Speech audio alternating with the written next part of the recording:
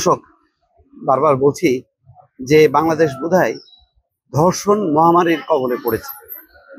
এত বড় ঘটনা আসিয়ার ঘটনার পর থামেনি, বরং প্রতিদিনই একাধিক ঘটনা সামনে আসছে।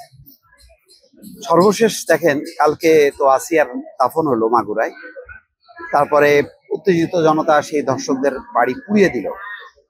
এই ঘটনার পর একটা খবর দেখছি, সেটা হচ্ছে নার্সকে তুলে নিয়ে ধর্ষণ, ক্লিনিক মালিক গ্রেপ্তার। বুঝতে পারেন দর্শক, কত বড় একটি ঘটনা যে ক্লিনিকের মালিক সে নার্সকে তুলে নিয়ে ধর্ষণ করছে। এটা কোথায়? মাদারীপুরের শিবচরে নিজ ক্লিনিকের নার্সকে ধর্ষণের অভিযোগ করা মামলায় শিবচর ইউনাইটেড হাসপাতালের মালিক আপেল মাহমুদ বয়স 42 গ্রেপ্তার করেছে পুলিশ। বৃহস্পতিবার রাতে শিবচরের বাহাদুরপুর এলাকা থেকে তাকে গ্রেপ্তার করা হয়। গ্রেপ্তার আপেল মাহমুদ শরীয়তপুর জেলার জাজিরা উপজেলার পশ্চিম সেনচর এলাকার মৃত চান মিয়ার শিকদারের ছেলে। তার বিরুদ্ধে এর আগেও শিশুর ধর্ষণ চেষ্টা এবং চাঁদাবাজির মামলা রয়েছে।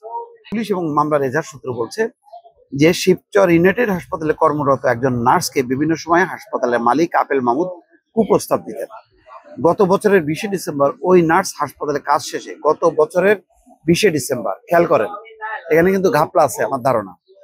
গত বছরের 20 ডিসেম্বর ওই নার্স হাসপাতালে কাজ শেষ করে বাড়ি ফিরছিলেন। তার প্রস্তাবে রাজি না হয় সেদিন বাড়ি ফেরার পথে তার গতিরোধ করে আপেল মাহমুদ জোর করে একটি মাইক্রোবাসে তাকে তুলে প্রাণে মেরে ফেলার ভয় দেখিয়ে কক্সবাজার নিয়ে যায়। আচ্ছা, সেখানে একটি আবাসিক হোটেলে তাকে 3 দিন আটকে রেখে ধর্ষণ করেন। আচ্ছা দেখেন, গত বছরের 20 ডিসেম্বর ঘটনা কোথায়? সেই মাদারীপুরে তাকে জোর করে নিয়ে কক্সবাজারে নিয়ে যায়। সেখানে একটি আবাসিক হোটেলে 3 দিন আটকে রেখে ধর্ষণ করেন। এটার মধ্যে আমার মনে হয় এই খবর বোধহয় একটা ঘাপলা আছে। আচ্ছা, এটা কি সম্ভব? 3 দিন তুমি, এই গত বছরের ঘটনা, তুমি এতদিন চুপ থাকলা কেন? আর কক্সবাজারে আবাসিক হোটেলে তুমি সেখানে চিৎকার করলা না কেন?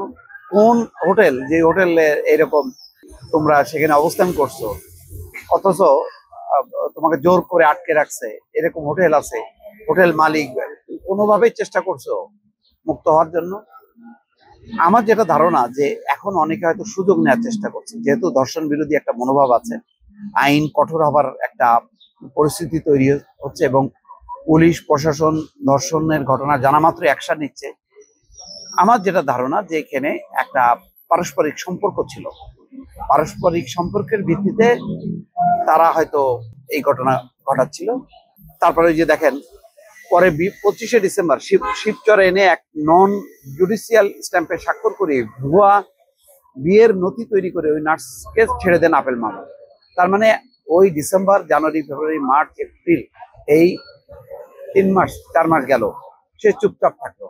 এখন বলতেছে যে এরকম ভুয়া কাগজপত্র তৈরি করছে, তারপর ছেড়ে দিচ্ছে। তার মানে এখানে সামাও তাদের মধ্যে একটা ঘটনা ঘটেছে পারস্পরিক ভাবে।